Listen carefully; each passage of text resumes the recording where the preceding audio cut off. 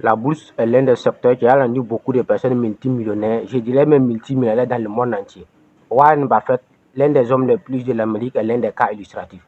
Mais malheureusement, ce secteur est mal connu en Afrique à cause de plusieurs raisons, à cause du manque d'éducation, à cause de la mentalité limitante, à cause également de l'ignorance.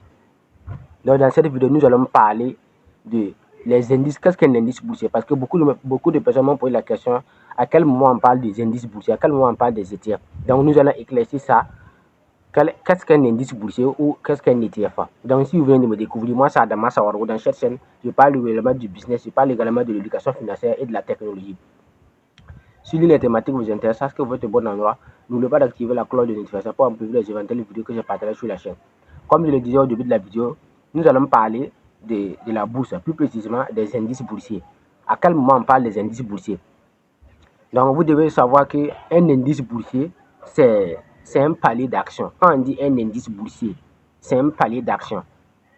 Aux États-Unis, si vous prenez exemple, tous les entreprises cotées de la Silicon Valley. La Silicon Valley, c'est la plus grande boîte qui regroupe toutes les grandes entreprises. Donc, si vous partez au niveau des États-Unis, au niveau de la Silicon Valley, vous allez vous rendre compte qu'il y a le SP500, on a le Nasdaq, on a le DI Jones, il y a beaucoup d'indices boursiers. Par exemple, si on va prendre l'exemple de SP500. Le SP500, ça veut dire quoi? Ça veut dire que les 500 entreprises américaines cotées sur le marché boursier, c'est ça on dit le SP500. Le SP500, c'est un indice boursier. C'est-à-dire qu'il y a 500 entreprises américaines réunies ensemble qui forment maintenant un seul indice qu'on appelle le SP500. C'est la même chose qu'avec le Nasdaq. C'est la même chose qu'avec le DI Jones. Le DI Jones, c'est une entreprise. Donc, en un indice boursier, c'est un palier d'action. Parce qu'on a parlé des actions la semaine passée. Donc, j'ai bel et bien indiqué une action, c'est une part d'entreprise. Donc, quand vous achetez une action, vous êtes propriétaire de l'entreprise à une portion. Si vous avez 10% des actions, c'est-à-dire que vous possédez 10% de l'entreprise. Si vous avez 30% des actions, c'est-à-dire que vous possédez 30% de l'entreprise. Si vous prenez l'exemple de l'entreprise Coca-Cola qui est dans le monde entier, Warren Buffett, l'investisseur le plus riche de l'Amérique, a plus de 50% des actions de Coca-Cola. C'est-à-dire qu'il possède l'entreprise à plus de 50%. Lui seul, sa décision peut influencer directement l'entreprise parce que on peut dire qu'il est le fondateur, bien qu'il n'est pas le fondateur de Coca-Cola. Le fondateur de Coca-Cola s'appelle Asa Klander.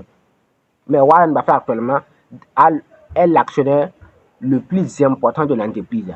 Parce qu'à chaque fin d'année, toutes les entreprises réunissent les actionnaires. Voilà, on fait un assemblée générale, on réunit tous les actionnaires pour parler de l'entreprise, pour parler de l'avenir de l'entreprise.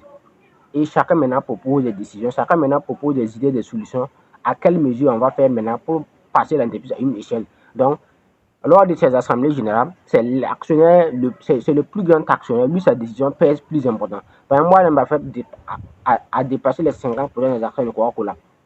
Donc, lors de l'assemblée générale, si Warren Buffett propose une solution, la solution de Warren Buffett est plus valorisée comparativement aux autres actionnaires, comparativement à quelqu'un qui possède 10% des actions, comparativement à quelqu'un qui possède 20% des actions de Coca-Cola. Ce n'est pas la même chose.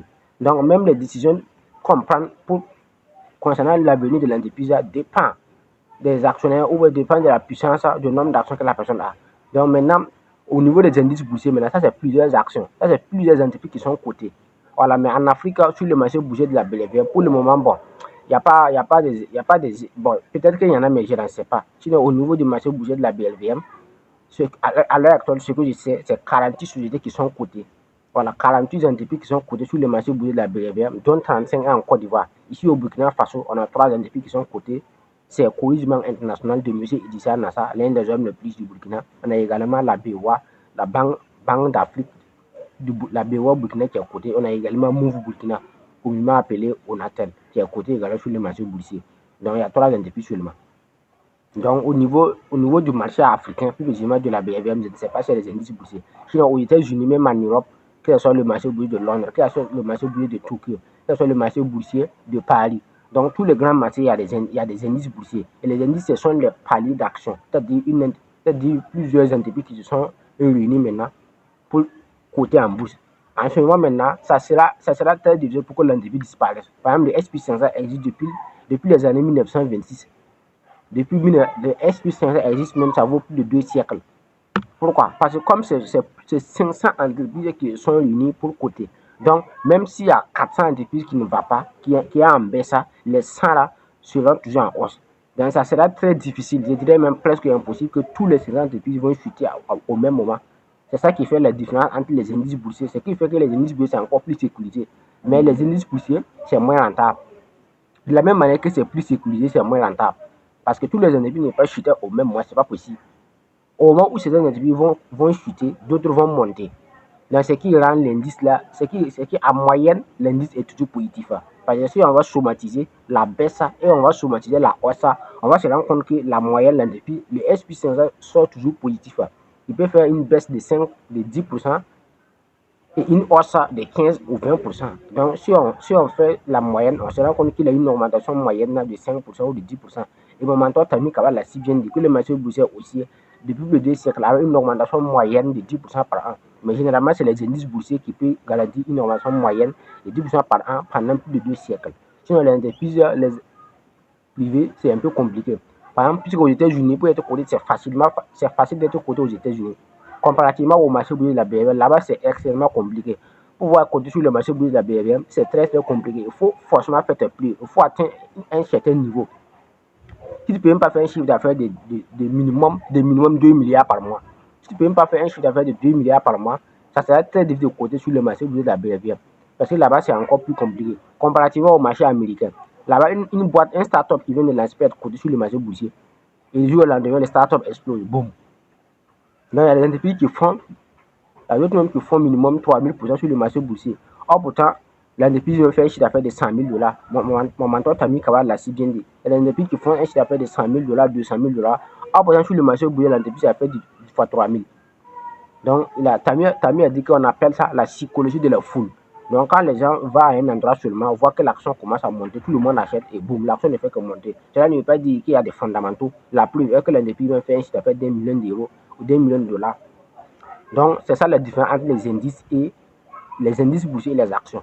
Donc, les actions prennent rapidement de la valeur comparativement aux indices boursiers. Mais en un mot, ce que vous devez retenir, quand on parle d'indices boursiers, c'est plusieurs actions. C'est un palier d'actions. Voilà. On dit, c'est pourquoi on parle des ETF. Donc, c'est un palier d'actions que tu achètes. Donc, mais généralement, ceux qui achètent sont des milliardaires. Parce qu'eux, ils veulent, voilà, conserver, eux, ils veulent stabiliser les richesses. Donc, c'est pourquoi ceux qui ne veulent pas prendre trop de risques comme ça vont miser leur argent au niveau des indices boursiers. Bon, en un mot, on peut dire même que les indices boursiers sont comme les obligations.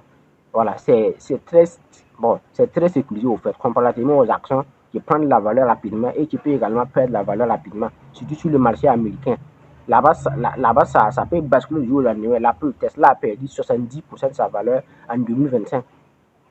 Donc, une entreprise comme Tesla qui fait des chiffres d'affaires de 1 milliard d'euros, 1 milliard de dollars, qui du jour au lendemain a perdu 70% de sa valeur. Donc, pourquoi? Pour vous montrer que les indices, pour un indice ne pas perdre 70%, c'est pas possible. Un indice boursier ne pas perdre 70% de sa valeur. Parce qu'un indice qui a plus de 20 entreprises, 30 entreprises, 50 entreprises, 100 entreprises, donc tous les entreprises ne peuvent pas chuter au même moment. De la même manière que certaines entreprises vont chuter, d'autres vont prendre de la hausse. Donc, et généralement, le risque est un peu sécurisé. Donc, par exemple, si on va prendre l'exemple du marché de la BRVM, là-bas, le minimum chaque mois, c'est 7%. Une entreprise ne veut pas coder sur le marché boursier de la BRVM et chuter plus de 7% en 24, c'est pas possible. Alors, comparativement au marché américain, là-bas même, en 24 heures, l'entreprise perd même 50% de sa valeur. Donc, voilà la différence entre les indices boursiers et les actions. En un mot, un indice boursier est la somatisation ou bien est la similitude de plusieurs actions. Voilà, c'est quand on réunit plusieurs actions maintenant en un seul bloc, maintenant qu'on parle d'indice boursier.